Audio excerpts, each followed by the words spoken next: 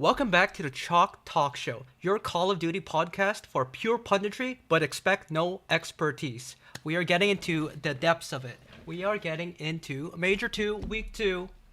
How are you going? How are you boys today? Path of Exile comes out March 6th. It's like Christmas every single time, man. I'll probably play for, between 16 and 18 hours day one. Your boy's nice on the sticks. That's my competitive game these Wait, days. is it As much as new PoE 2 event or whatever?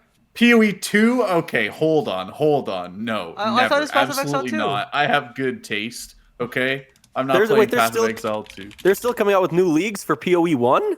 Yeah, man. That's the better game anyway, so that's where you want to be. Oh, you've been playing PoE 1 the whole time? Yes, man. You think I'm gonna play that garbage wannabe Dark Souls crap? Also, hold on, wait a minute. You play PoE on the sticks? No. I play on mouse and keyboard. Okay. You PoE said 2 I played okay. on controller because it's a controller game, right? Like it's not a serious game. So Diablo 2 though, you definitely play on mouse and keyboard, right? Or Diablo 4, yeah, sorry. of course, yeah. Okay. Playing on controller, like you'd have to legit do an NES controller, man. It's like it's like no free movement, right? Like Not you enough would inputs needed. Yeah, you can only go up or sideways. So Yeah. Well, I'm good. The last couple weeks I've been back living at my mom's house because my building doesn't allow dogs, and she was in Cape Town visiting my stepdad's family. So I was at home taking care of the dog. Haven't really been able to play, but as of today, I moved back into my place, was grinding ranked. It's good to be back. Right, your dog's name is named after Scrap, right? I remember you telling me that. He's not named after Scrap. I named my dog Ernie. And then this was before Scrap played his first match in Vanguard. I remember he was a surprise birthday present during I think Major 1 or Major 2 in Vanguard is when I got him. But yeah, his name is Ernie. Coinciding with his come up. Anyway, you mentioned that you just got back, started playing more. I think you've actually played the most rank out of all of us three, because I'm here grinding my gacha games because I am free to do whatever the fuck I want now. But tell us how the rank experience is so far. Like, I haven't jumped in it because of the horrible experience I've had in the past, 3 years. I've had, no motivation to get in it. So, what's new? What's new, Scooby-Doo? Yeah, I'm actually enjoying it. You definitely get Search and Destroy more than you did in Black Ops 6. It's like you get a good balance of all the three modes in this title. This is the first time I've played a ranked game. This is just my personal feelings. I don't actually hate any of the maps in the ranked pool. Normally, there's one or two maps that every time I see it, I just want to close the game and open it up, just dodge the match. But there's not really any maps like that. I mean, you could get some better maps. We could have more variety with some of the new maps that came out. But I don't hate any of the maps. Again, I like playing Overload infinitely more than I liked playing Control. As far as I can tell, the cheating isn't that bad. I'm not in a very high rank so far, so I think they'd be in a higher rank if they were cheating. But yeah, it's not that bad, and I'm having a good time. Yeah. Feels good. I'm with Davey on this one. The only map mode that I really dread is Raid Search and Destroy, just because I cannot believe that we're still playing Raid Search and Destroy 15 fucking years later. I'm so bored of it, man. Says the one going back to PoE and going back to RuneScape. Hey man, I would rather play PoE. It's new content every patch. You know what we haven't had in Call of Duty? New content in 15 years apparently, because we're still playing Raid S&D and having people cope about how it should be a hardpoint map too. If Raid hardpoint goes into the rotation, I'll quit the show. Full stop, out of protest, bro. I'm not watching more Raid. I'm so sick of it. I can't believe we're already playing it in S&D. But the one thing I will say about rank just really quickly before we go on, SR, in my opinion, is kind of cooked. I'm sitting at about an 80% win rate across 20 games right now. And I'm not trying to pretend I'm godlike at Call of Duty. I think it just kind of placed me lower than I should have been. But I'm at 80% win rate across 20 games, and I'm still getting plus 60. I feel like in previous years, you would start with huge SR gains, and then it mellows out over time until you get the plus 40-ish is kind of the normal amount that you gain or lose. But I have never had a game where I've gained more than 80 SR. And I think that's just wild because, like I say, I'm cruising through my games right now because it just placed me kind of low. So that's a bit annoying because it's just a grind for the sake of a grind. Okay. Well, I'm going to take your boys' word for it because I haven't been able to play it much past my placements, but I think we're playing it a little bit later, at least with Davey. So maybe Maybe I'll have more things to say about it later on. Maybe a little bit of rage. I've been raging on Deadlock a bit. But anyway, let's move on to the actual esports. We had more matches. We had a lot of matches. And quite honestly, it's a little bit of a monkey's paw, I guess, because we've been saying we need more matches to fill out the season. We got them. And I'm more bored than ever, I'm going to be honest with you. Let's go with Friday. FaZe, Vegas, Vancouver Surge, 3-0, kind of expected. Literally no chance of any sort of upset. We saw right from the beginning. Whatever. Falcons, Cloud9, they got the map. I'll give it to Gutty. They got a map. Cloud9 got a map. But The one he predicted too. Yep, S&D, baby. Falcons, they're just skill diff. They're just fucking skill diff there. Thieves, Koi, I believe Kips was already playing in this one, so they looked much better. Koi looked much better this match, despite losing. They actually looked like they had pacing and had some sort of idea of what they want to do, not just standing there being shell shocked like they're in the trenches of Normandy or whatever. Saturday. Sorry, my page just refreshed here. This is Started out with Koi G2. Yes, G2, Koi. Now, it didn't even go to Game 5. And this is great news for us Koi fans, baby! I feel like we've talked about Koi more so than Koi have actually talked about themselves. Little burn. Probably against myself, but anyway.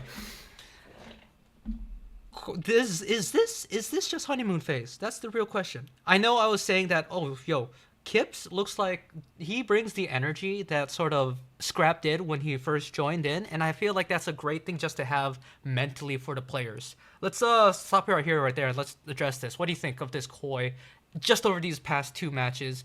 Honeymoon phase? Probably, but how far can it go with this new roster? Do you want to go first? I think my point here is really simple. They have a real flex player, and now they look like a functional team.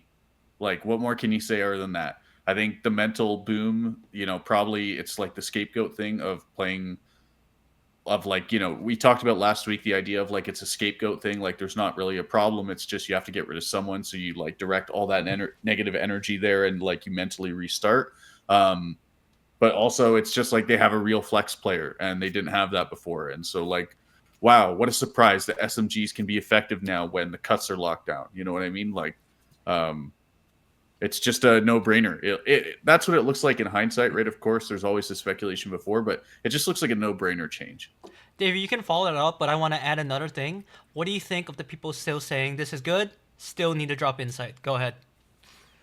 I'm going to be honest. I don't really know if it's needed at this point. Obviously, you'd want a bigger sample size to see how good this new look Koi with Kips is, but I really don't think it's a honeymoon phase at all. You can't really have a honeymoon phase if, I mean, it's the same 3 players that you had last year plus 1 new guy. So, I mean, I don't know if you can honeymoon if you've had pretty much the same roster since last year. These 2 matches, like the 3-1 scoreline in the Thieves match, other than that last hard point, I don't really think it does justice to how close that match was. Slammed G2, who often look to be pretty competent.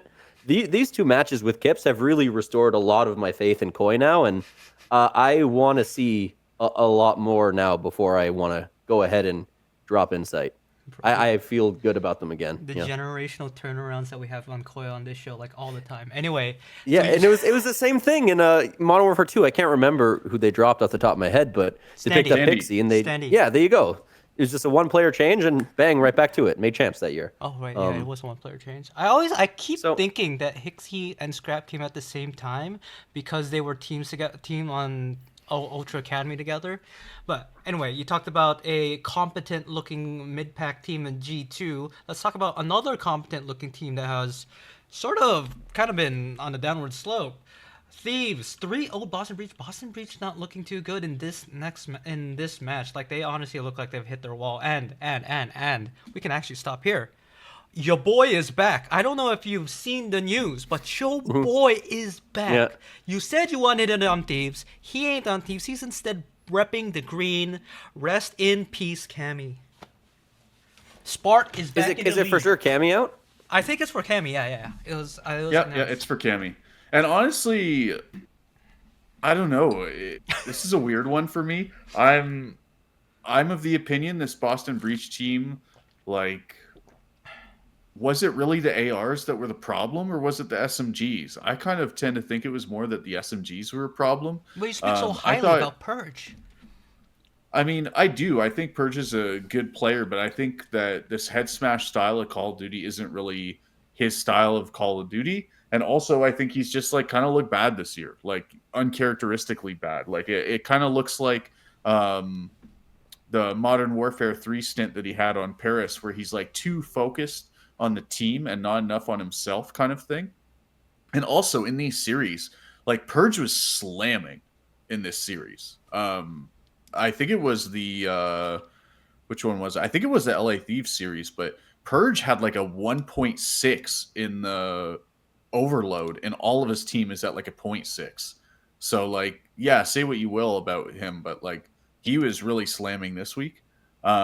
Maybe that's why they've decided to make an AR change instead of an SMG change. But honestly, I thought the problem with this team is more that the SMGs were dysfunctional because they just haven't been able to find their rhythm. Like Snoopy is kind of an S&D only player right now, and I don't think that's enough at this point in the year. Like you need to have your hard point more figured out than they do.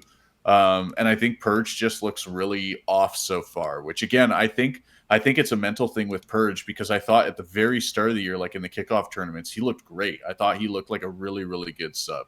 So I don't really know what's going on here. I also do think this is just kind of what you should expect at a Boston. Like they massively overperformed to get that champs placement last year. Like, did they have a placement above top 8 before champs last year? Keep going. I don't I'll know. fact check you. Yeah. I kind of feel like they made another Sunday. Maybe they did, and I'll be proven wrong. But I think in general, just people's expectations of this Boston team are kind of above the level of the roster right now. Like at the end of the day, this is like a low middle of the pack team. Like I think they called it a benchmark team on the cast, which I think is a great way to put it. Of like, this is you have to beat Boston Breach to get into the middle of the pack. Unfortunately, it seems like that's starting to not be the case with their loss to Surge, but this is never an amazing team on paper. They just massively overperformed at champs, and that's giving people these expectations. Here, let me run it down for you. Minor 1, 58. Major 1, last place 912. Minor 2, 912. Major 2, 5-6. Major 3, 5-6. Major 4, last place 912. And then a sudden jump to third place in COD champs. There you go. And then back to 5-8 for EWC. EWC. Yeah, so I think they overperformed at champs. This is probably not going to be a roster that wins in events. This is a roster that you hope like puts a favorite team into the losers bracket, or maybe they like have a kind of an upset in losers bracket. I don't think they win an event though. I honestly though, I think that's okay. Like not every team can win events. Yeah, I was gonna say, as like an esports franchise, I feel like shouldn't that be okay? They're like a fly quest before the past season where they're gonna field competent teams, but they're not gonna shoot for the moon. And I feel like we should be okay with having that. Maybe if you're a Boston Breach fan, you're gonna hella disagree, but I don't know. What do you think, Davey? There's surely like teams like this in the actual sports league, right? So why can't that be the case here? I don't know, man. It's just my thing with Boston is that they've had this roster for a while, and I look at it and I think it doesn't really make me feel anything. Like there's other teams that are terrible, and I'm like, oh my god, that team sucks. And then sometimes you can put a super team together like Thieves have done this year, or anytime Koi like makes a new roster or picks up a new guy, and it gets me like excited even if it doesn't work out. It's just I struggle to believe that anyone actually cares about this Boston team. I don't know, man. It doesn't make me feel anything. And it's so weird. Like this Snoopy kind of project they've been working on. They picked up Snoopy and have been developing him. And of all the orgs to pick up a developmental piece and stick with for like 3 years, Boston continuously changing their roster all the time, like year to year, and this one they've stuck with for a little bit, other than Nasty. But this is a weird org to be like ready to die on the hill of a young player they picked up and want to develop. Like if Optic pick up a young guy, like I get it. It's like, okay, you're probably going to stick with that with that group of players for a long time. Same with Toronto, but a team like Boston, where you're like a middle of the pack team and constantly in flux, it's weird that they're willing to die on a hill of this player for so long. I don't really get it. Yeah, I don't know. I think for me, it's just that Snoopy has shown enough every year to maintain, you know, I think the only year where I would agree with that sentiment is after Modern Warfare 3. I do think that Boston team in Modern Warfare 3, like, it was just disastrous all around. So I think that there's a reasonable thing to say, like, just blow it all up kind of thing, because I think they won like 2 series all year. Is that an exaggeration? I don't think so. That was Uh, that was a That was year where they had that was back that and forth of drop Slasher or drop Snoopy. is that and you when they know had what? Priesta on the team too? They had Priesta on the team at one point. They had Spart on the team at one point. I think they went through like no less than 10 players that year. Wait, Oh yeah, Spark's it been was a on Boston rotating. before? Played on Boston before. That's right. He played with Priesta, Snoopy, him, and then I want to say it was either Cammy or Awakening was the What fourth. the fuck? When was this? This was in I'm Modern pulling the Warfare 3. receipts. I'm pulling up the Modern Warfare receipts. 3? Really? Okay, Yeah, okay. yeah. Snoopy, Priesta, Slasher, Cap. That's what it started with. And then Yeah. they moved over to what the hell? There was Snoopy, Priesta, Slasher, a scene? What the fuck was that? I forgot about I don't that. remember. Snoopy, Priesta, Remember- Beans, Pentagram. That was Pentagram's last time playing the game. I don't see Is he Spark- retired now? Yeah, he's retired. He retired after his stint there, but I don't think he played. After he got his ring. Hold on. I'm gonna Spark. By the way, that's a fun segment we can do in another show, Dino. Like, give us some like a quiz on whether X and Y player have ever teamed together. I know, right? We should probably do that. Also, okay, just so that you won't get clowned if anybody sees it, Spart has not been in Boston before. I believe he was picked up like in a recent year, but on a different team. I do recall him being picked up, but it was such a bad team that we literally don't remember. And quite honestly, it doesn't matter. Let's move on to the rest of the matches, shall we? Because what's more to say? Speaking of what's more to say, Paris Gentlemates, Carolina Royal Ravens. Carolina also in a really bad downwards trend. Now we're talking about Slasher and Snoopy and that. Now we're talking about Exceed and Ravens. He's been playing quite bad. Was Slasher right after all? Was Thanos right after all? What do you think? Don't rage bait me like that. Come on, Dino. You Okay, can do better. genuinely though, he does. There is some truth to what he's saying about okay, these teams aren't fundamentally good. I will agree him on that level with Slasher there. I don't think that's the case. I just think two of Oh. their players can't shoot back. I think the only players worth anything on this team right now are Craze and Lurks. Like, that looks like a great SMG Fuck duo. you. Imagine if they had some ARs who shot back. Like, that's kind of Feels where good I'm to at be with right, it. man. Like, you cannot have Exceed dropping 4 and 17 Oh yeah, that was. on a map like Colossus, right? Like, and I That was know a that he horrible improved start. his score to like only be a 0.5 instead of like a 0.25 by the end of the match. But like, you're an AR, bro. Like, if you're negative, you have massively underperformed. Massively. Talking about insane numbers. Is this the problem? Nero dropped 48 for the loss in that map 4. That insane map 4. That went to the fucking wire. They choked that map so hard against Paris. Even Paris, when they finished playing the game, they just looked like they were disappointed in themselves and the other team. Something's massively wrong with Ravens now. There's just no teamwork. Well, they're dropping like someone's dropping the most historical worst numbers, and someone's dropping almost record-breaking numbers. What's going? Why? What? Yeah, What is up? they What outslayed by happened? 24 in that second hard point. Or no, wait, 23, 22. I can't do math. Massively, 20 over massive. 25. Casters were raving Yeah. about it, being like, "When was the last time this happened?" I think this. I'm ready to say that this Carolina team was like in that stage 1 qualifier. They were just honeymooning really hard, and now that teams are learning how to play the game more, and it's turning out to be like a pretty heavy like team shot game.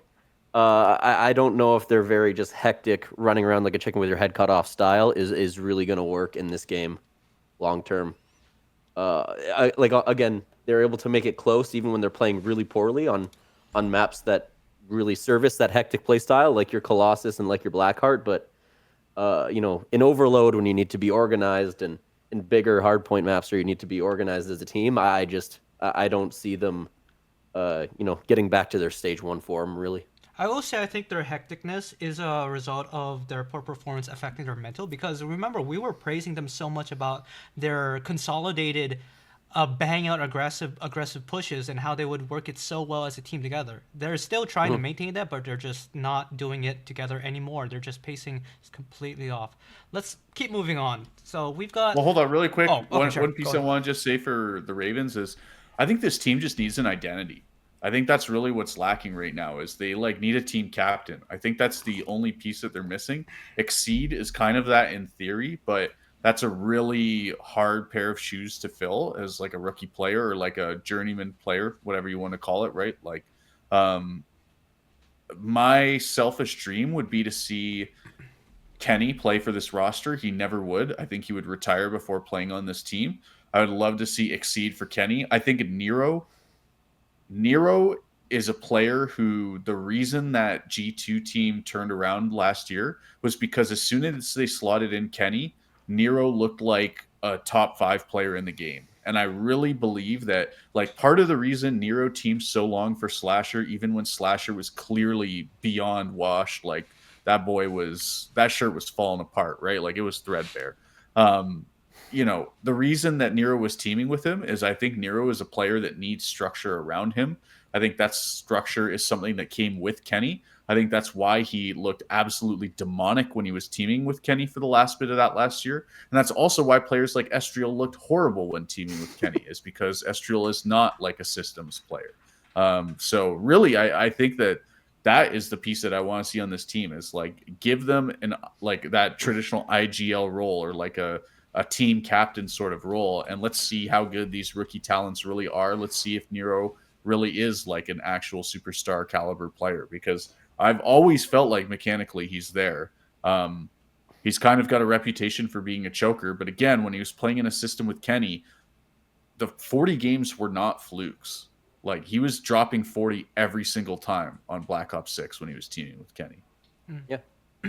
And like I not that he ever would join this team, but if Kenny can keep up mechanically, then I actually do agree that he'd be like a huge boon for this team because as it is, like without like a really really strong leader, like a real strong personality, kind of strategizing and kind of leading the troops, I think this is a really kind of one note team. I mean, that Lurks and Nero SMG duo, they just go. And without a like strong structure, without a guy like Kenny kind of helping them, telling them what to do, telling them when to slow down, I think that the teams are just going to be able to read this team really easily. I don't know if they'll have like they have no like nuance to their play. It's just they just go. They're just so. They got fast. no sauce. They got no sauce right now. Anyway, sorry, I just kind of zoned out for a little bit there because I was just thinking about this. I was thinking about, you know what, like the Minnesota when Kenny did join, the conversation went from this is a bad team to this team is making strides trying to catch up to make it to champs. In the end, they didn't, but that's because they just had themselves in such a bad hole. But the team was definitely turned around. Now, talking about teams that have turned around, that transition actually doesn't work, but fuck it. Optic Texas versus Heretics. It's a 3-1. We will touch on this, but I want to go through the other matches before we do. Riyadh Falcons, Ravens, 3-0. What do you expect? Ravens are broken. Surge, Breach, kind of a little bit of TJ Halley and the boys taking advantage of a limping, a foal or whatever. Optic Texas, Cloud9 New York. That was the most demonic shit I've ever seen. I don't say this a lot. Well, I don't say it at all. I take this phrase lightly, but fuck me, the plays that Cloud9 were doing were literally ranked plays, brother. It was watching a ranked game that we're gonna have that happen in the next hour, dude. I swear to God, some plays, like bro, like fucking Hyde jumping on the bomb after his teammate dies from it immediately, thinking I'm going to outsmart Mercules, the guy with the most ungodly timing and clutch. Sure, whatever. After that, G2, Vegas, 3-2, but not in the way you think it is. First off, before we go, let's have a little moment for Heretics. I think Orion that is absolutely gutted about that Phase G2 match, by the way. But continue with the let Heretics. him Go. simmer. Heretics, even though they lost in this series, they still looked really good. The first hardport when they came out, they just outplayed the fuck out of Texas. Metals was making some really good, like getting lost in the sauce, flanks and that sort of thing.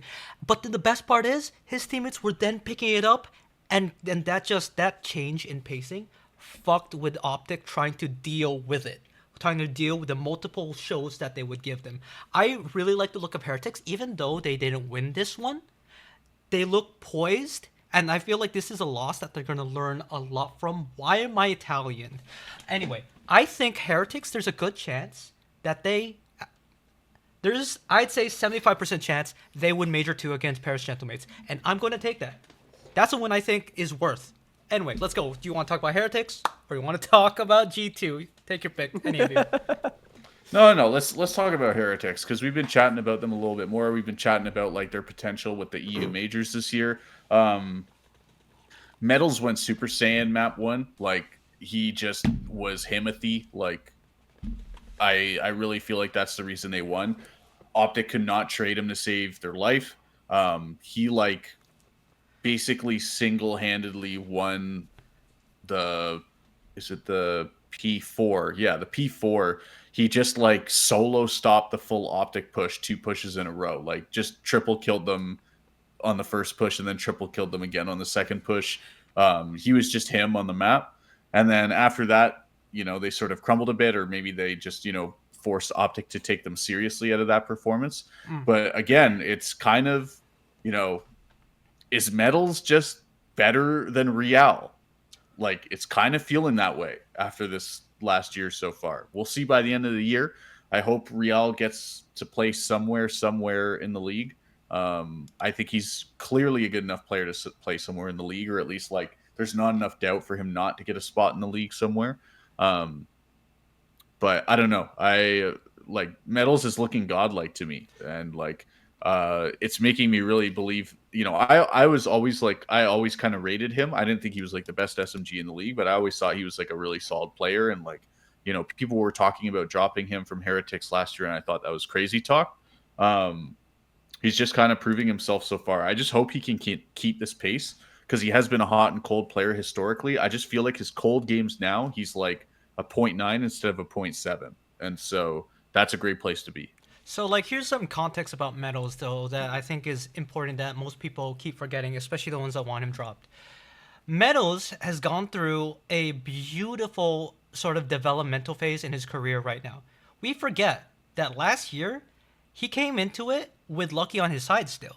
He was not the only veteran on that team. Midway, they made that change with Lucky for Super, right? And it's that point where we saw Heretics start to sort of rise in the ranks and also develop an identity. And a good part of it, I do think, also comes from Metal sort of developing from a former sort of firepower star player into this sort of consistent, more someone you can rely on, voice on the team. Because if you forget, the original Heretics team in Black Ops 4, Metals was one of the sort of bang out firepower players that you see on the map. He was the ones who were getting like the sort of match MVPs alongside with Journey and stuff like that. Like he was their sort of young fast gun. People who didn't watch BO4 may not like know that at all. And he disappeared for a little bit because he wasn't in the first few years of CDL. And he comes back, people view him as, oh, he's an older player, he's been around the scene, he's a journeyman. But people forget what he can do, and he takes that sort of experience he has and is forming it into something that he can use to support his new, fresher teammates, which I think has been really, really good for him. How long is he going to maintain it? We saw how fast Lucky down fell. Like Lucky would still have some good moments, some clutch moments. 1v3 and 6-star anyone? Broke my heart. But anyway, we'll see what Metals can do here. From the entire time of me following him, he has been hot and cold, but I think it was in that period where he didn't have this identity, and now he's starting to find it for the team. Yeah. Maybe anything you got for Heretics?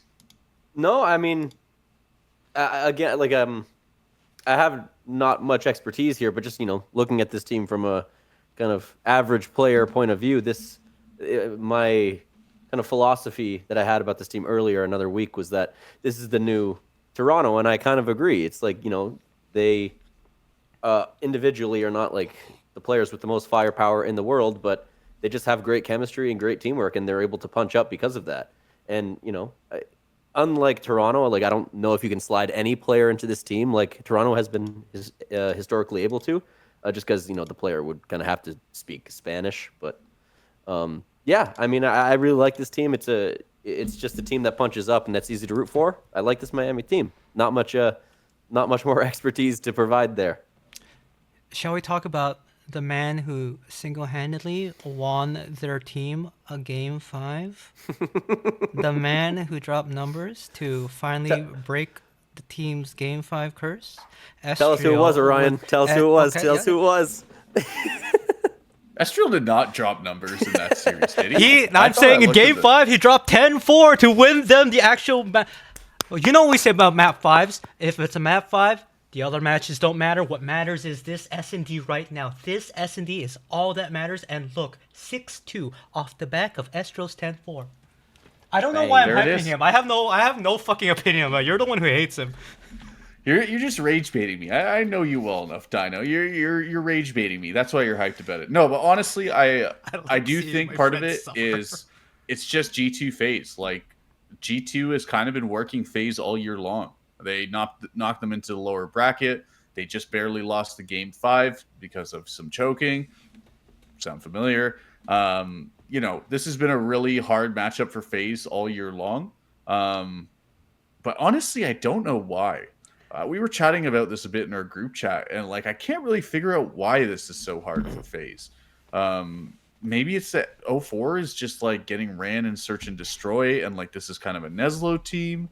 Maybe it's that the ARs are not really able to stack up, but that doesn't really feel right on paper. I feel like I'd have to go through and do some like proper VOD review, but this like FaZe Vegas keeps losing to this team, and I don't really understand why, honestly. I think a big part of it is that this is just this G2 team is the quintessential playing to the level of their opponent team.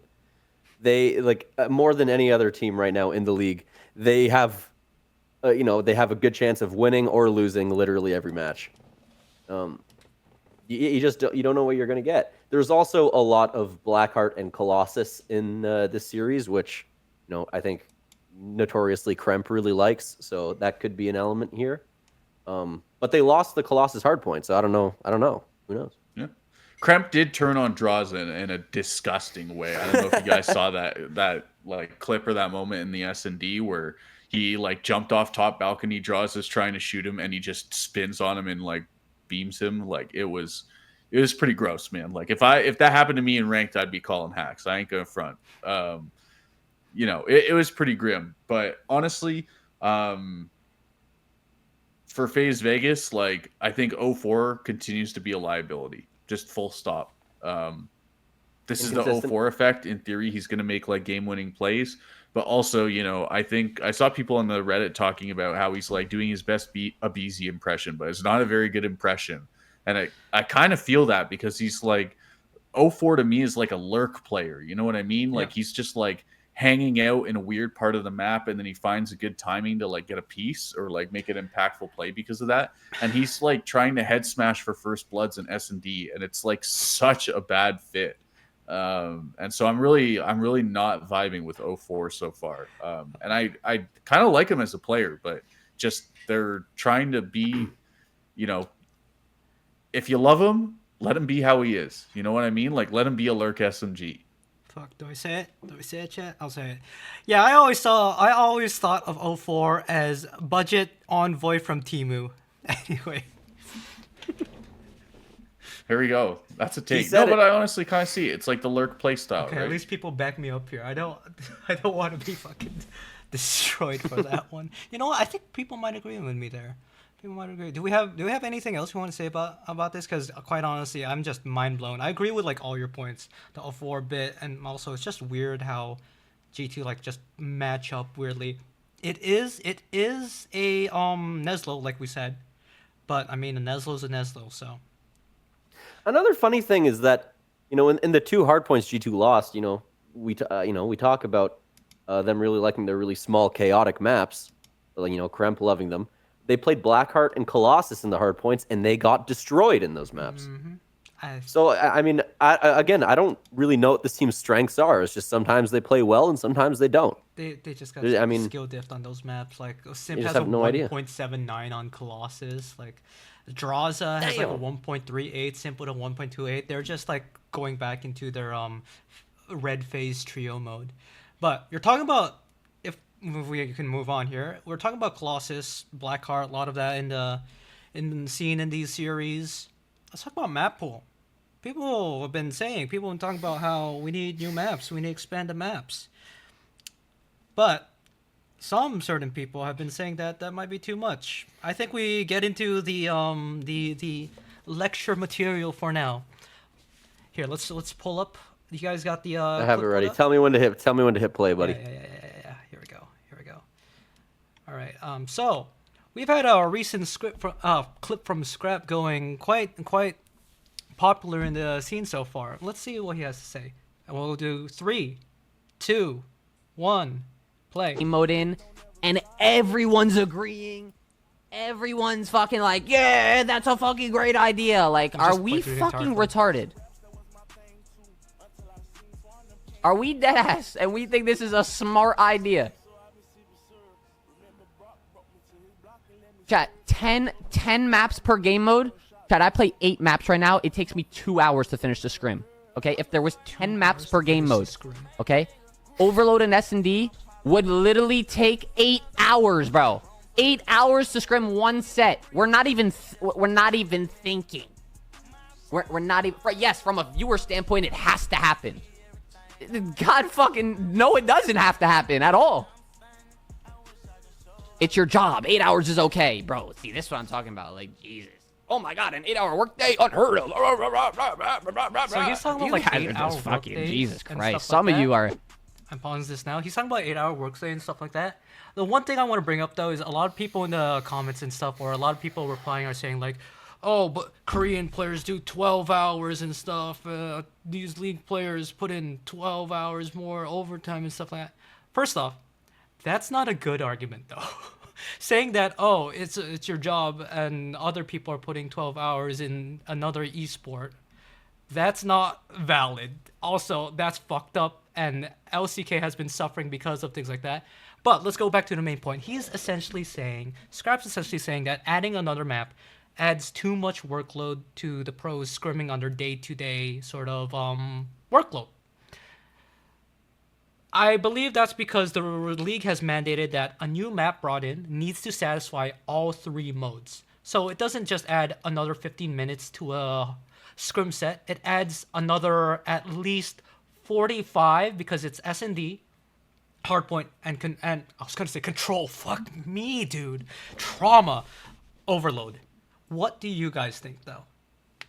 You want to go first, or Ryan, there? I would just say, like, before we do any discussion, I think he's just rage baiting. Like, he's not giving any real arguments. So to me, he's just rage baiting. Like, the COD scene lives on rage bait. So I don't think he actually believes anything he's saying here. But maybe I'm tripping. But let's get into the actual discussion. Yeah, I think the fact remains, though, that no maps are being added, and this has been the argument that's been put forward. Regardless of whether it's what the pros actually think or what they actually believe, this is the reasoning we're given as viewers or as people looking in. So we're going to have to take it at face value that this is why we're going to maintain this map pool. Map pool is good right now, but in the short-term future, we can see problems happening with it, and it's just going to be better in terms of having a variety of maps in there, both from a marketing side and a viewer side. Mm-hmm. David, you look like steam is coming out of your ears. So if we're taking Scrap's, statement at face value, it makes my blood boil. Here we go. Right, I forgot it every single thing that enrages exists me. this guy's mouth. Scrappy, I'm going to tell you again, okay? I told you this before, but I'm going to tell you again. Your job as a professional player exists as a consequence of people like me and Dino and Orion wanting to watch you. The product needs to be good and compelling and exciting for us to want to watch it. If it's not, we don't watch it, and your job does not exist. Your job exists to serve us, and that's where it ends. That's where the buck stops. If you don't like playing 10 maps, having 10 maps per mode is better for us to watch, and when I go into ranked play at the end of the day, it's better for me to play. It's more fun, bigger variety, okay? Now, you can either increase your scrim set time by a lot. You can either or, as a pro community, you guys can just say, okay, let's just do half of the maps per scrim set, and then our other scrim set, we'll do the other half. If you don't like scrimming all of the maps, I understand it's a lot of work. I can sympathize with that. So what I would suggest to you is if you're not happy with your job, you can go get a different one, okay? Go do a job where it maybe doesn't demand as much as you. We saw your leaked salary again. There are people in investment banking who are making less money than you and are working like 17-hour days. So you go and say 8-hour workday, and then you go, are we serious, bro? Like, are we for real? You're not actually addressing it. Yes, 8-hour workday, man. You're making hundreds of thousands to play Call of Duty. I'm sorry that you don't want your scrims to be longer. We want to watch it. Your job exists because we want to watch it. I don't care. I don't care if it's more work for you. Call me all you want. Call me brain dead, an idiot, bad at the game. You can call me all you want. What you can't call me is wrong. Okay? Add more maps and play them and grow up. Or if you don't like it, that's fine. I understand that. You can do a different job instead if you'd like to. So I just don't like 10 overload maps. Like, no one is asking for 10 overload maps. Even if they were, do it. Yeah, like we have 3 overload maps. So to a certain extent, I agree. We don't need to quadruple the map pool overnight. Yeah, like that's silly. But also, again, nobody is asking for that. That's why I think he's rage baiting. He's just invented this imaginary COD viewer that is saying we need 30 maps in the pool. Like, no, bro, we don't need 30 maps in the pool. We need enough so that vetoes can function in a best of 9 or best of 7. Because right now, when there's 2 overloads, vetoes don't really function in a best of 9 or best of 7.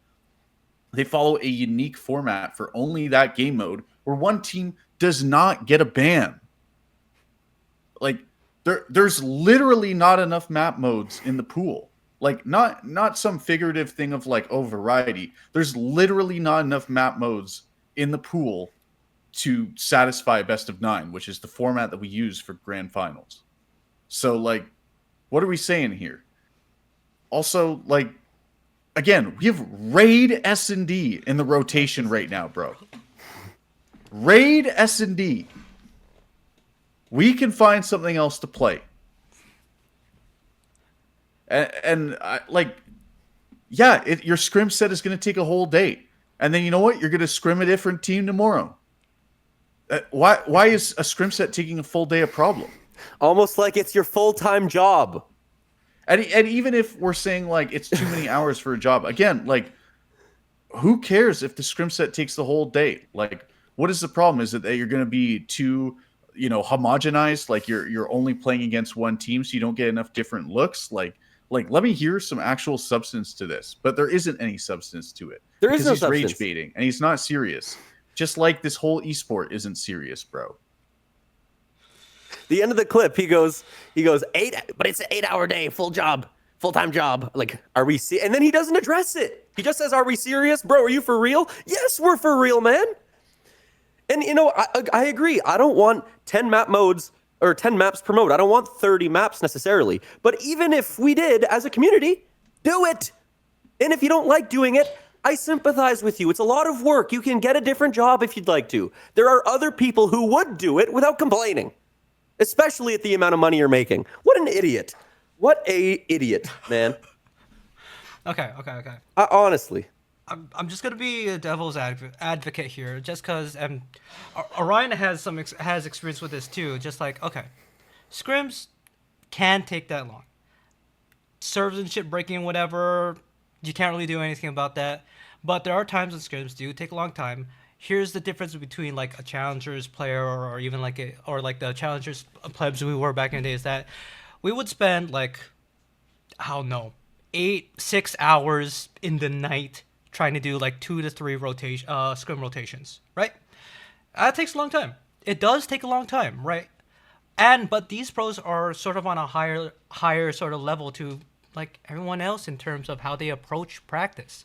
They have theory time. They have additional things added onto. They have going through map movements and things like that.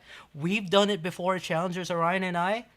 Just imagine them doing it. So I can believe him when he say like, okay, doing a whole nother scrim rotation, it's gonna take too long. There's diminishing returns there. I do think there's a sort of level of truth to what Scrap's saying about adding more maps. It's gonna take more time. It is a little bit selfish, but like there's a point that he is making. Here's my question. Why is there an arbitrary rule that in every scrim set against every team you have to play every single map mode? Why can't you say, okay, there's 30 map mode combinations. Why can't the teams who agree to scrim say like, hey, you guys pick 3 maps per mode. We'll pick 3 maps per mode, and then you just don't scrim all the maps. You scrim the ones you want practice on.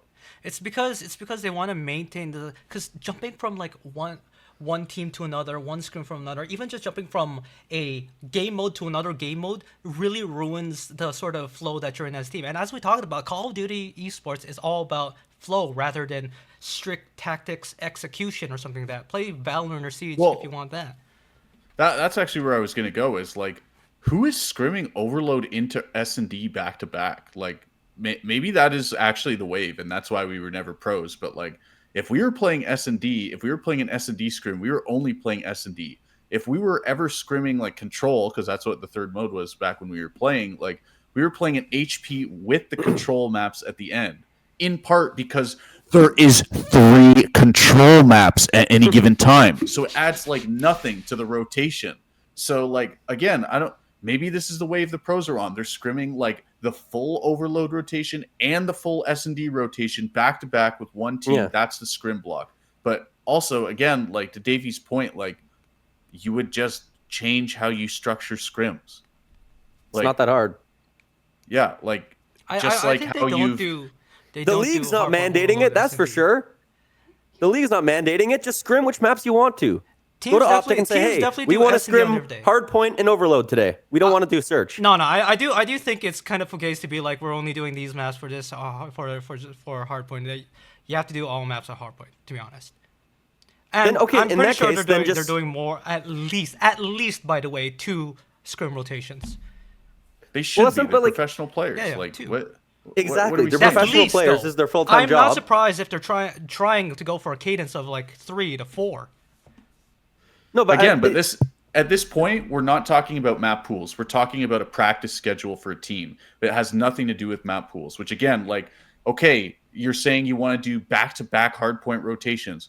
Then you could do all your back-to-back hardpoint rotations in one day. Then you could do all your back-to-back Overload rotations in our day. Then you could do all your search and destroy rotations back-to-back on another day. Like, you can figure out how to make the scheduling work. Like, I promise you guys, like, there's full-time professional services business whose whole business model revolves around having people work as much as possible with as little downtime within the structure of a traditional 9-to-5. If they can figure out how to schedule a roster of consultants with different skill sets that need to be assigned to different projects at one given point, and that's their whole business model, is how much your team is not on the bench, like, I'm sure we can figure out a basic fucking scheduling setup for some hardpoint rotations, bro. Like, this is such a non-issue. And the only reason it's like, bro.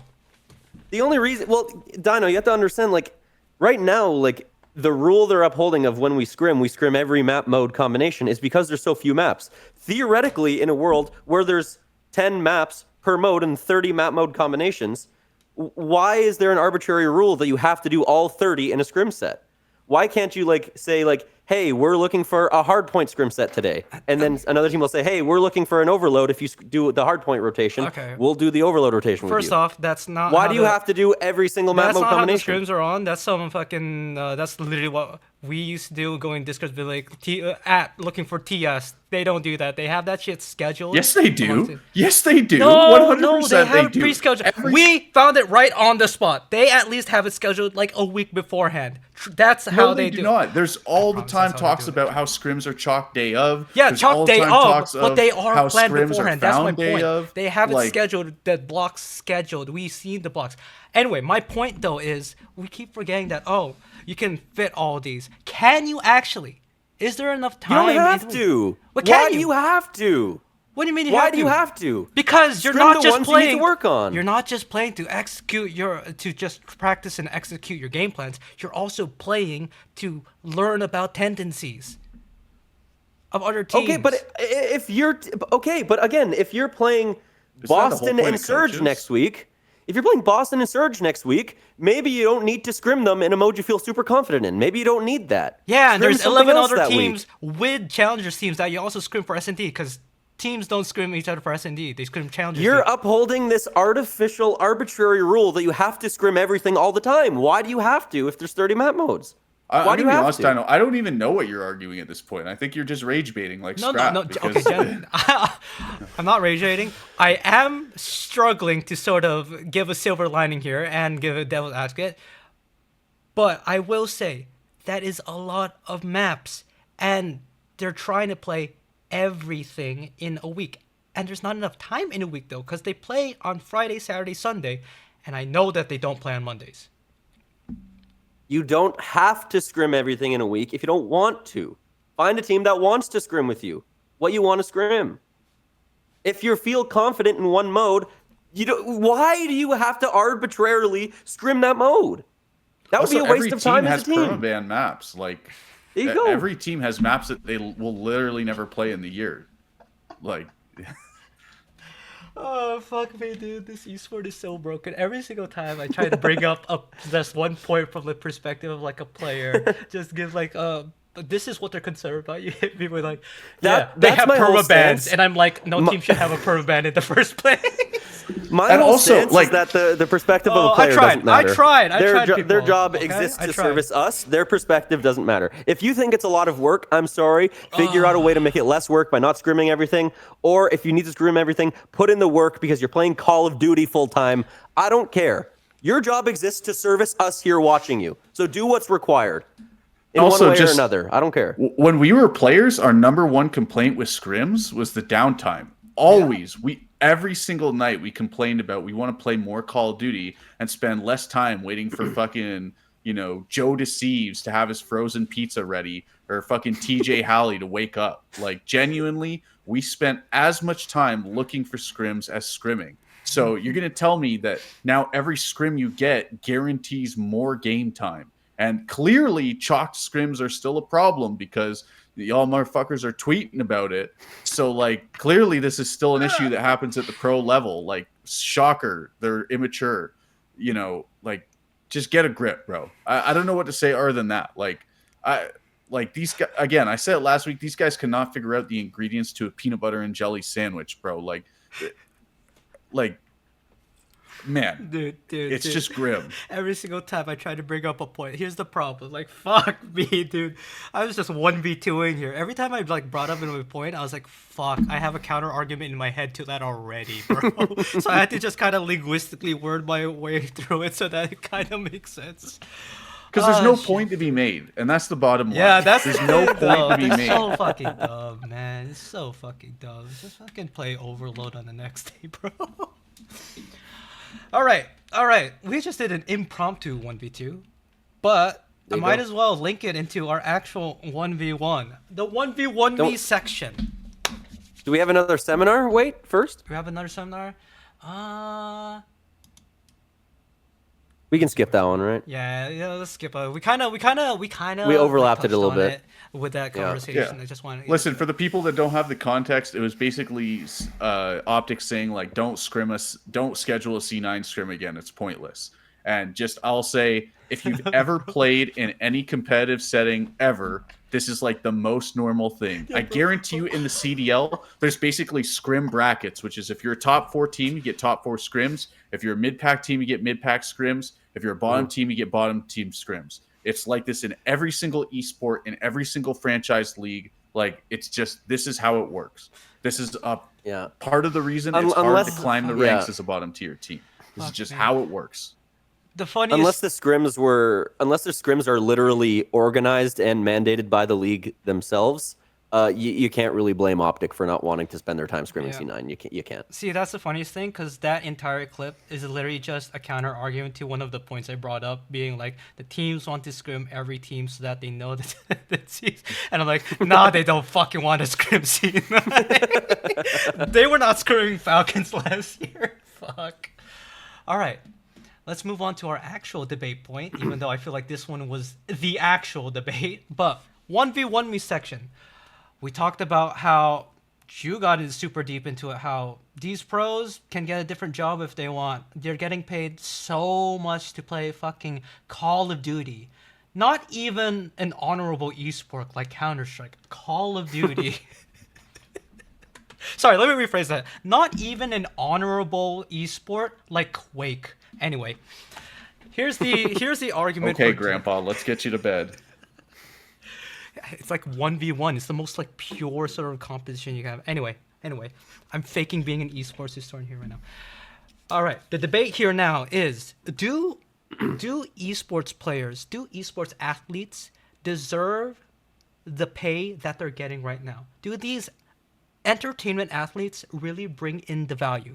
Now we have two arguments. The first one is no, they do not deserve to be paid this much. These 6-figure, 7-figure salaries, they're playing games. In fact, like, they don't really deserve much, to be honest. They don't bring much. That argument's going to go to Davey. The next argument, though, is yes, they do. They still provide an entertainment service that has intrinsic value. They deserve to get paid for that because they're providing something. That argument's going to go to Orion. I mean, I'll just start real simply, which is, these leagues wouldn't exist if there wasn't value here. Like, yes, esports salaries have dropped. Sword Art is not getting paid $6 million a split in League of Legends anymore. That's like not something that happens anymore. Pulling up the Sword Art story. Go on. I mean, that was the thing, right? Because Yeah. FTX was invested, and as it turns out, that was a massive scam. Surprise, cryptocurrency is a scam. Like, wow, shocker, guys. Anyways, yeah, like, people are not getting paid $6 million anymore. No shot. And at the end of the day, esports get more viewers than most traditional sports that people would say, the athletes deserve to make a good salary. Like, esports gets more viewership than snowboarding, which I think most people would say is like a good, solid sport, right? Like, I'm not talking like fucking luge here, that only exists at the Winter Olympics kind of thing. I'm talking about like, what people would consider extremely popular mainstream sports. Most esports streams are pulling in numbers like that. And just to put it in perspective, if you're getting 10K viewers on Twitch, you are making $1 million+ a year. Like, that is, let's use that as our benchmark. If you're hitting 10,000 viewers consistently, you're making over $1 million a year on Twitch in theory. And esports, like the CDL, regular league day matches are pulling 80,000+ viewers across multiple streams. Like, some of it is co-streamers. Co-streamers are a complete leech on this scene. Like, that's a whole different discussion though. But, it's 80,000+ concurrent viewers across multiple established platforms. Like, there is a huge amount of value in that. Just because orgs are not monetizing that, that customer base effectively doesn't mean that the players are not providing value. If you're good enough to play in the sport that is being watched by 80,000 people anytime there's a match, like, you're providing value to the org. The org is not capitalizing on the value is the problem that esports is generally facing. You mentioned the orgs not being able to kind of capitalize on the value the players are providing. I don't really know if that's a fault of the organizations themselves. That's, the big, you talk about the big viewership numbers esports gets, and there's definitely a big market for esports, and that's why all the venture capital money came in the kind of mid 2010s and everything like that. The reason that venture capital money dried up is because esports is not really a business that's set up to monetize their product in any way. They have historically catered to like the kind of younger male demographic, which hasn't until now, like when people our age are kind of getting full-time jobs and everything, it's appealed to a demographic that doesn't really have any money. The esports viewer is very accustomed to being able to watch the product for free.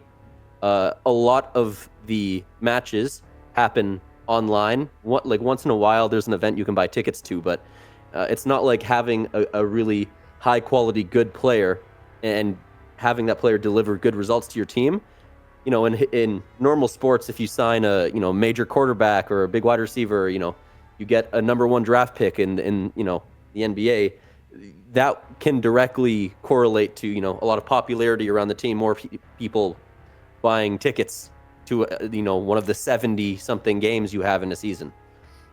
There's just the reason the VC money dried up in esports is because there is not a mechanism to significantly monetize the audience. What the org is going to make back, the LA Thieves is going to make English, David. LA Thieves is going to make back the $1 million they spend a year on their roster from selling like t-shirts and hoodies. Like there's just, even if they put together a good team, there's not a way to monetize that that popularity. And you mentioned like the players are providing value to the teams. Yeah, it makes the teams popular, but the team, you say that the orgs aren't properly capitalizing on that value the players are bringing. I just don't really think the value that players bring can really be translated to monetary gains at all at this point. So I think just any kind of sponsorship money that the teams get, I think however you can self-sustain your org, whether it's from subsidies from the league or from selling a couple jerseys or a couple hot dogs if you host an event, or for some sponsorships, the players should just be getting kind of what is a sustainable amount. And if that's nothing, esports was a grassroots kind of a community at one point. People started getting into it just because they wanted to be the best at the game. It didn't matter about the money.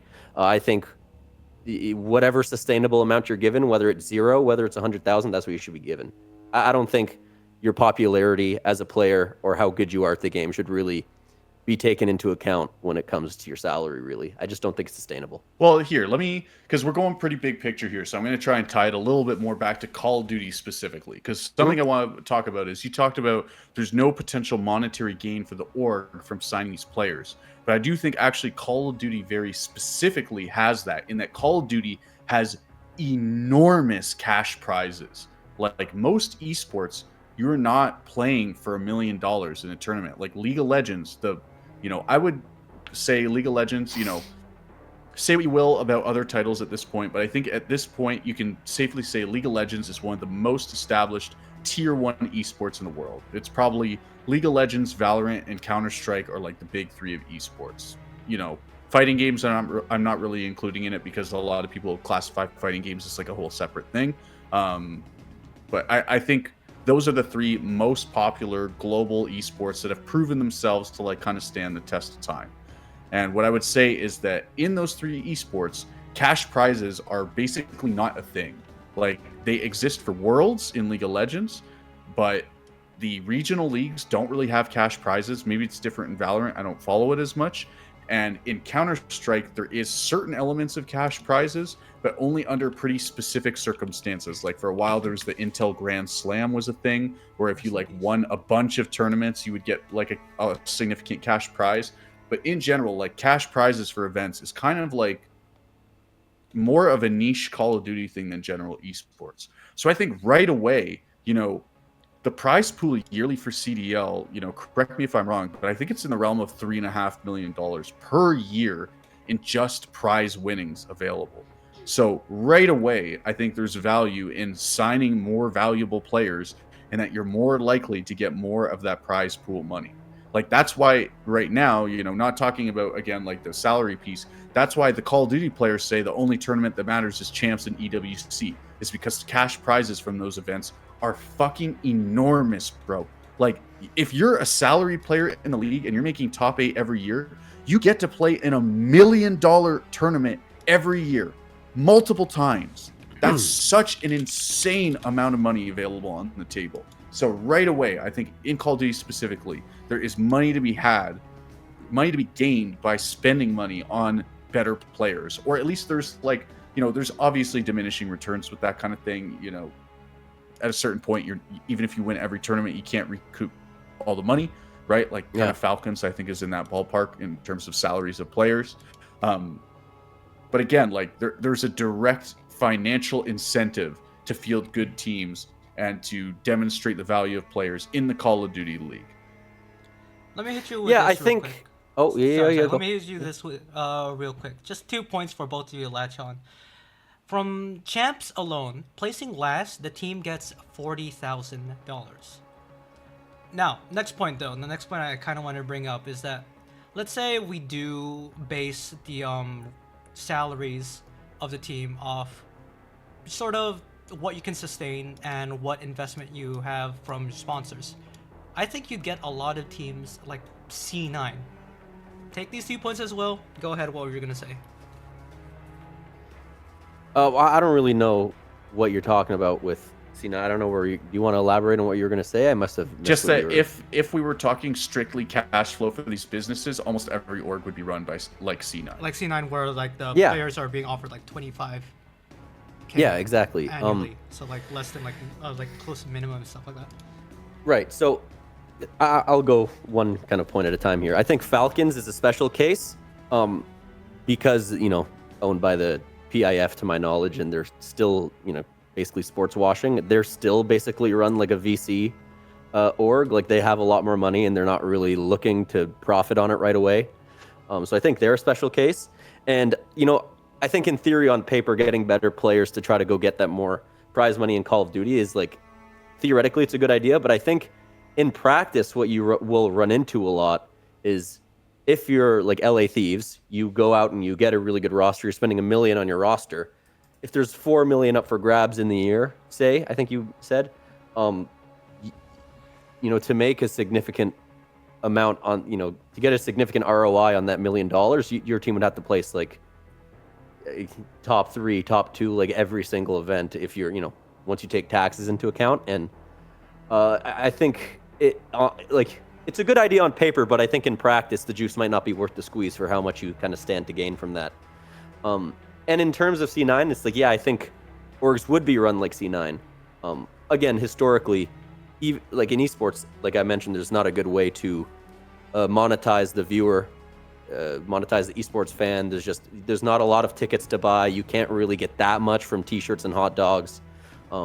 You are targeting a demographic that hasn't really historically had a lot of money, so even sponsorships haven't really been worth that much to my knowledge, just because again, a sponsor is going to sponsor an esports team and they're going to get viewers that don't have a lot of money. So that ad space has not really been worth a lot to my knowledge. I think Optic's a special case because, they kind of rake it in from content, which is a whole different thing. But maybe going forward in esports, now that the esports viewer is a little bit older, they have jobs, they might have a little bit more money. Maybe sponsorship money starts to become a little bit more substantial and salaries can increase from that. But I think if you're running an esport like Riot is, and they realize that it's not really profitable, they're willing to run their esport at a loss just to kind of market their game and sell their egregiously priced skins. Like, oh my God. Then, yeah, they can give org stipends and they can get some bigger player salaries. And I think it makes a little more sense in that case. But in the case like a CDL, where you really are just trying to make it kind of a self-sustainable product, I think at best you're going to get like diminishing returns kind of amounts of money from putting together a really powerful roster and trying to get a lot of prize money. Well, I think there's value beyond the prize money, right? Like even in traditional sports, when the Golden State Warriors break the luxury cap and like field, that team that then went on to win, I don't know the exact number of championships. I'm not super tapped into basketball like that. But basically the point is, in traditional sports, there's also the concept of this is going to be a loss leading year because the intrinsic value of fielding an extremely good superstar roster, like we gain popularity, which then has value beyond the individual numbers on the paper. So you will see teams like when a traditional sports roster puts together their most competitive roster in a given year, they are not making money that year because there's an understanding that the value isn't in like the dollars and cents that year. It's in like the cultural impact that your team has down the line by being like a championship caliber team and like making fans for life in that moment. So I do think that there's value beyond the individual prize pool. And then I just want to say on the point about, esports fans like not being worth any money. Like, I think historically this is true, but I think that's total bullshit at this point. And my basis for this is going to the Toronto Ultra watch parties, and I'll specifically call them Ultra because I have not been to a Koi branded one since. The most recent watch party for this Call of Duty League year, my ticket to the watch party where I'm going into a studio and having this get together with other people is completely free. The food at the event is completely free. The drinks, both alcoholic and non-alcoholic, are free. Free alcoholic drinks at a sporting event. That's great. They gave away art. They commissioned a local artist, and they're giving away these decks. Wow. So, Toronto Ultra, what the fuck are you doing? They sent an email to everyone that attended asking for feedback, and I wrote back to them and I said, let me spend money.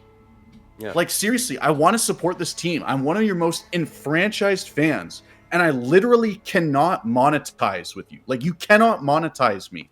I'm someone that's going to your local event watch parties, and you don't have a way to make money from me. Are we fucking smoking crack? Get a grip. I don't care about brand activation. You don't need to brand activate. You need to brand make some fucking money, bro. Or else you're going to have to fire half your staff again, like you've been doing every year since you joined the league. Are we serious here for a minute? Can we try and run this like a business? And honestly, I think that's my biggest problem with this, is that esports is infantile. And most of these orgs are basically content orgs run by influencers. And the last person or entity I would ever want to run a serious organization is a fucking influencer, bro. Please, just put in an ounce of effort into being a functional business. All right. It's time for me to step in. I gotta step in for this one, Davey. I'm sorry, but I have to step in for this one. Yeah, go. Because you actually touched on what my next point is, because I wanted to lead this conversation in a different direction. Let me debunk some shit for you. You're saying make some money overactive. They are actually making money. A lot of these esports orgs are doubling up. They're not esports orgs. Overactive, from what I need to word this in a non-NDA way. From what I've gathered over the years is that they white label stuff and they run white label events, and that's a part of their business not connected to esports. Same thing with other teams. Team Liquid, they've been making their money for years off Liquipedia and stuff like that. TSM, they're in the dumps now, but for a long time in their Solomon Guides, bro. That used to be literally the most popular website for League of Legends. I remember there were stories of contacting high elo players and offering them $100 to make a detailed guide on champions. Yes, and a lot of these teams, a lot of these orgs make their money from providing services elsewhere, in production services, in content creation services and stuff like that. So they are making money. But this leads me to my next point though. And I was gonna ask it you specifically, Davey, but I think Orion literally just gave his answer here. Is the burden of the economics of esports, should it fall on the consumers having to pay more? Because if we think about it, esports is the only entertainment product which you don't do pay-per-view, which you don't have to buy to watch. It's been free, and that's just been a side effect of it existing and growing on Twitch TV, Justin TV, in spaces that has been historically free, so almost like public domain spaces. Do esports fans need to pay more now? And that's kind of what I was going to mention earlier. When he was, I think that's kind of where we start to agree, Orion and I, that some of these orgs are starting to find ways to be profitable, and sometimes they're giving out too much for free when there are people who would be willing to pay. But in traditional sports, one of the major ways they're so profitable is from TV deals, basically broadcasting rights. And if you put together a really good kind of dynasty level team and make yourself a culturally relevant team, you can directly monetarily benefit from that, and you can increase your ticket prices. You will sell more jerseys if you win a championship. your TV broadcast rights become more expensive. But I mean, yeah, for esports, I think it's going to be hard to convert a lot of people and capture a lot of people if they do have to directly pay because they're just so used to getting their product for free. But I mean, I think I mean I'd be willing to pay to watch the Call of Duty League and make it a little bit more sustainable. You'd have less viewers, but you start to actually you make yourself more sustainable, and then you can grow it from there. And we're at a point, like I said, like I was mentioning earlier, that historically esports, you haven't been able to monetize the viewer because it was a demographic that's so young and they don't really have any money. We're 10 years out from 2016 now. Anyone who was 16 years old just learning to drive is now 26, done university, they're getting a job. So people have money now. And I think we're at a stage now where you kind of have to start looking for some funding from the people who are consuming your product. I don't think sustainable to, in perpetuity, just provide an esports product for free to people to watch. I think you guys are speaking from your perspectives. I genuinely think, and this is coming from someone who has been entrenched in the wider space, most esports fans will disagree with you.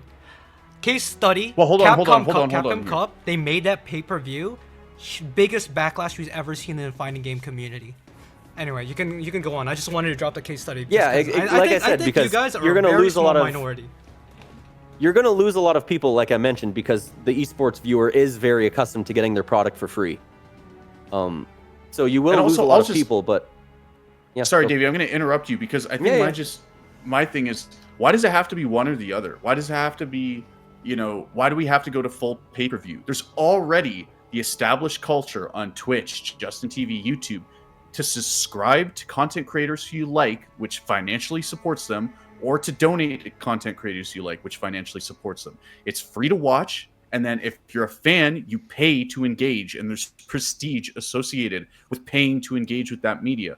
So tell me, why was the first year that League of Legends ever to offer the ability to subscribe to the League of Legends Twitch channel 2025? Streaming has existed at this point for over 15 years, and for the first time, you're tapping into subscribers as a potential revenue stream. Can you even subscribe to the Call of Duty League Twitch channel or YouTube channel? I don't know. Good question. It's a good question, though, right? Like, this is the most basic 101 level of monetization for these, and it's not being applied. Like, maybe there's some sort of regulation about being able to donate, like, to sports events or something that I don't know about that would prevent this from happening. But again, like, this is, like, the most basic thing that a, like, 10 viewer streamer Andy, who, like, is not serious about this, understands that's the way that you make money from this. And these giant fucking corporations with, like, billion-dollar businesses with millions of dollars of investment in these esports can't turn on the fucking subscriber button, bro.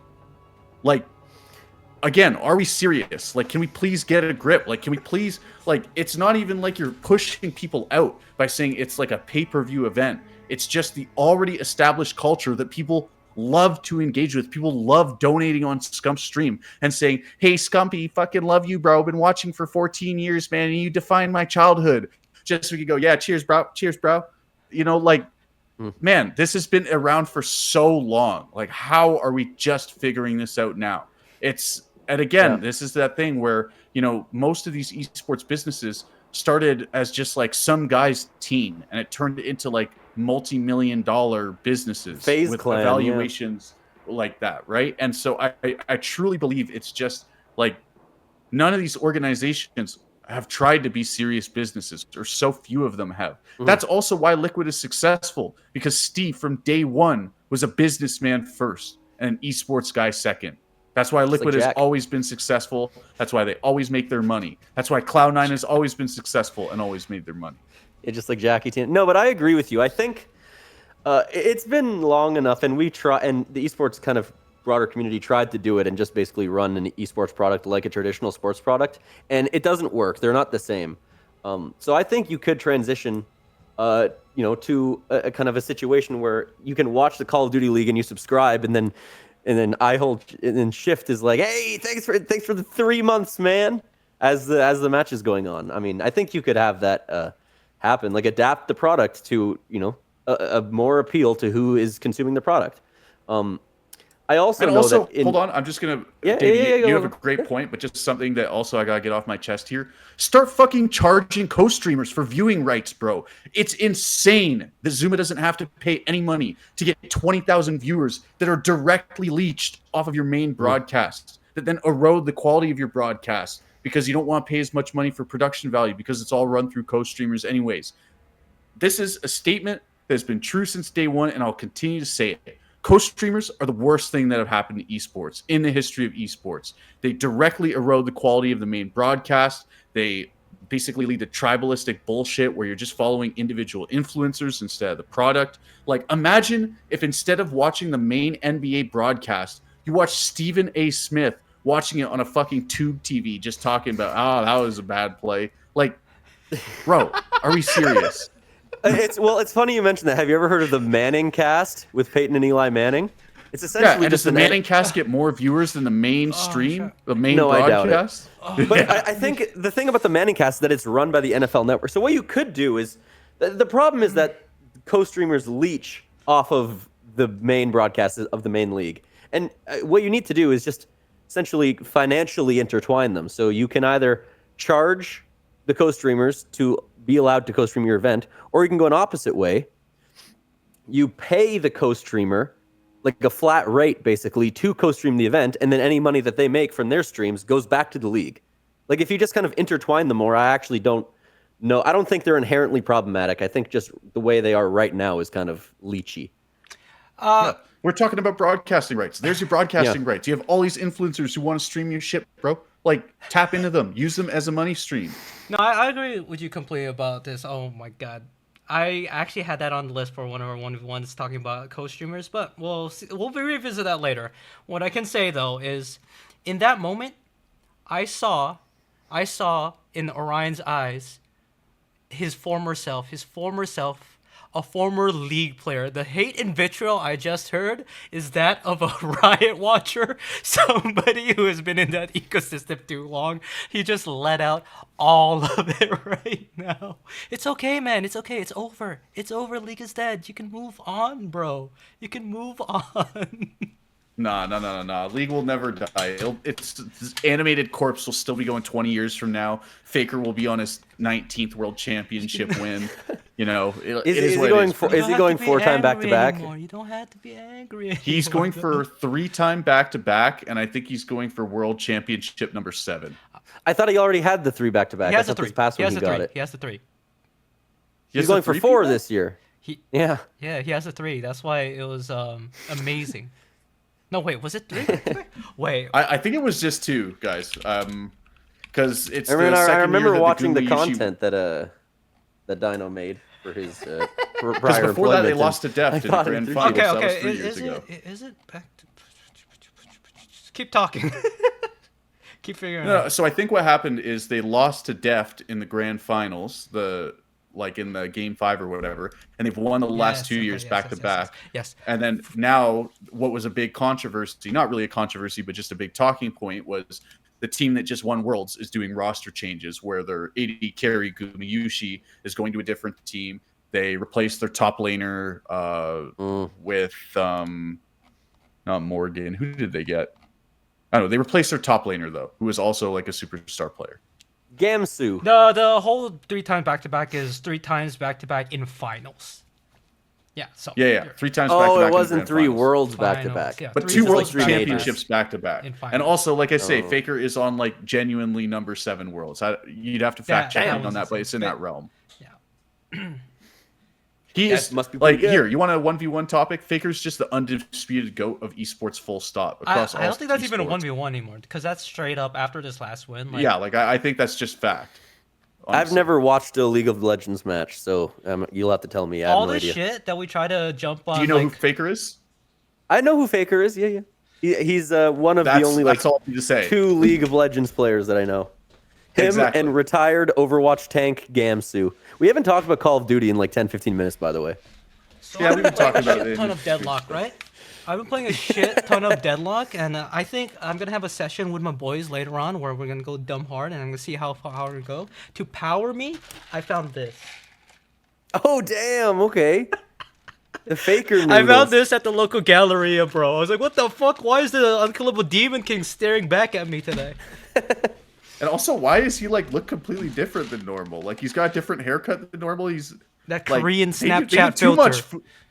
Bro, they did too much filtering on my boy. Like They it literally they doesn't Korean even look boy like banned Faker. him. Demon. Are the Koreans moving on from the bowl cut to the curtains? Yes, yes. I remember this has Overwatch been very League, in style.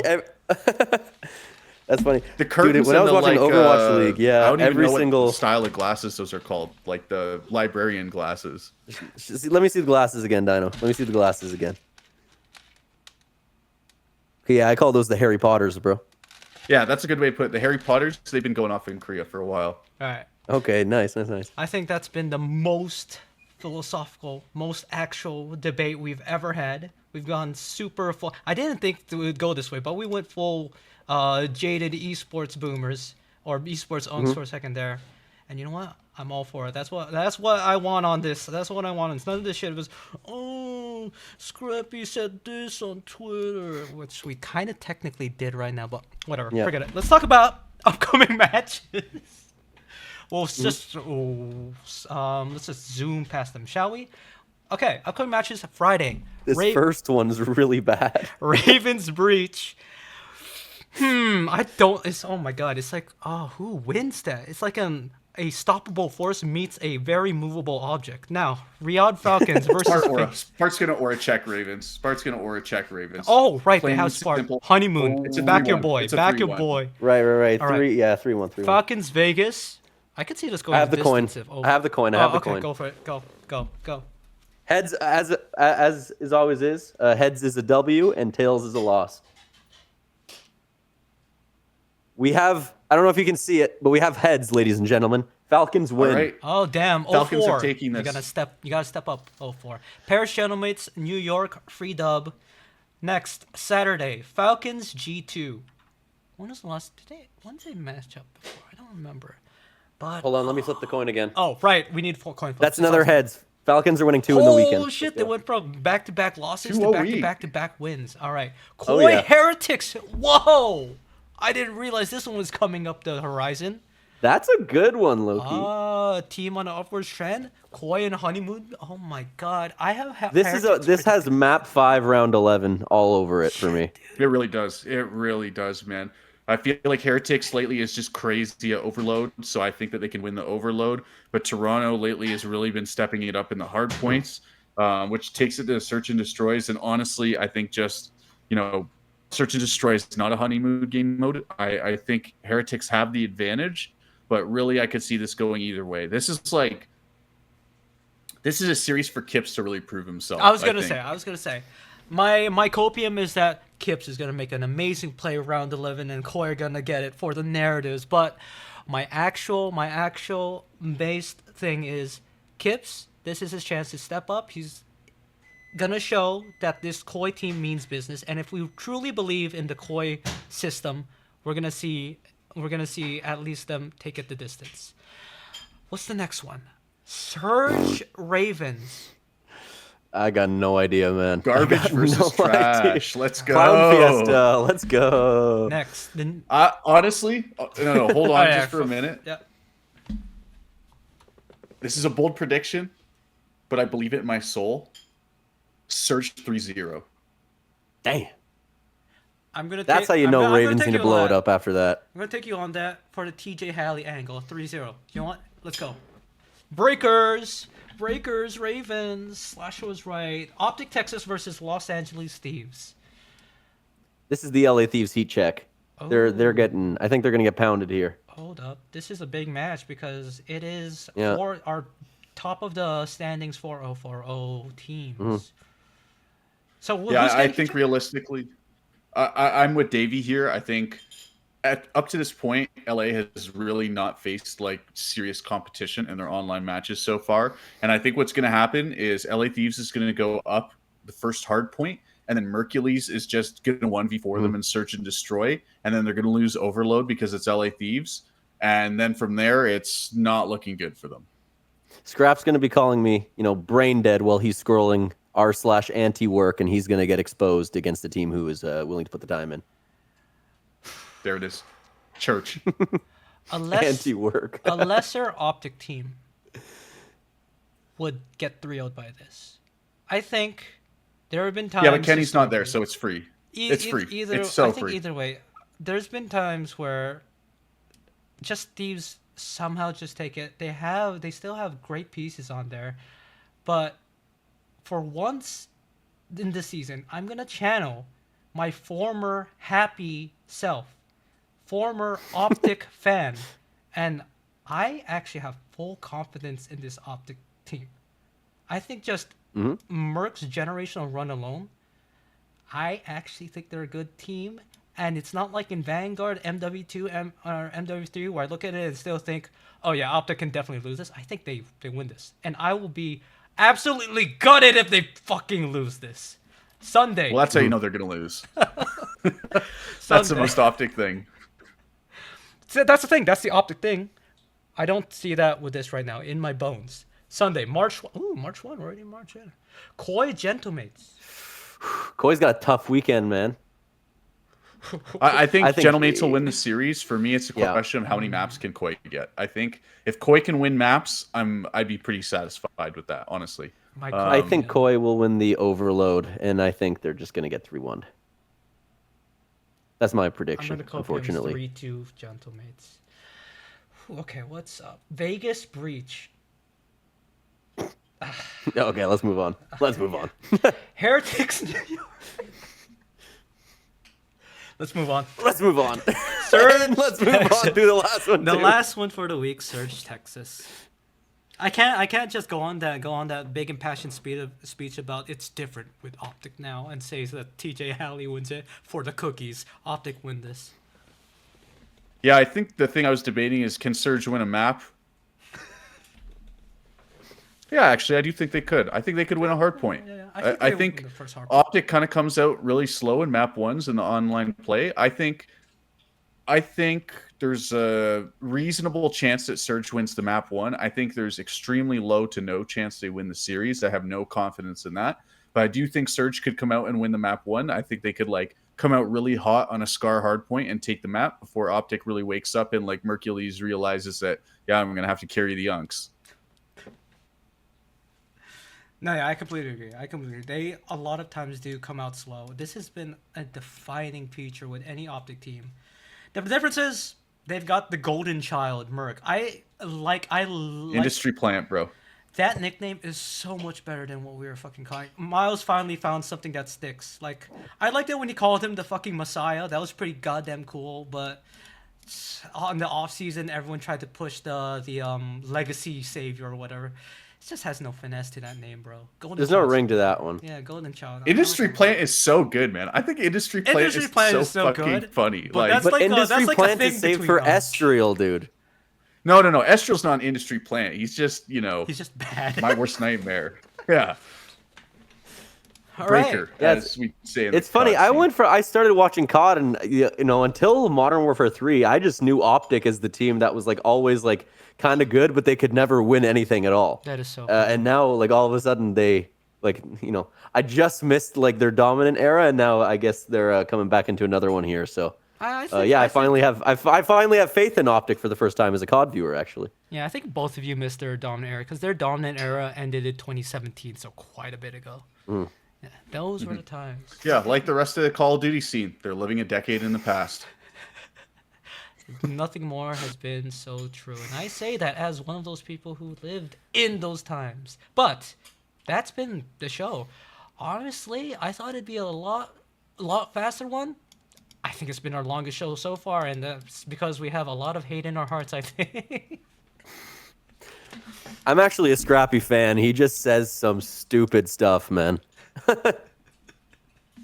And I know for a fact that Orion is not actually an Astro fan. But we'll see you next time in the next edition of Chuck. Hope you have the good rest of your day, rest of your night. It's high noon somewhere. See ya.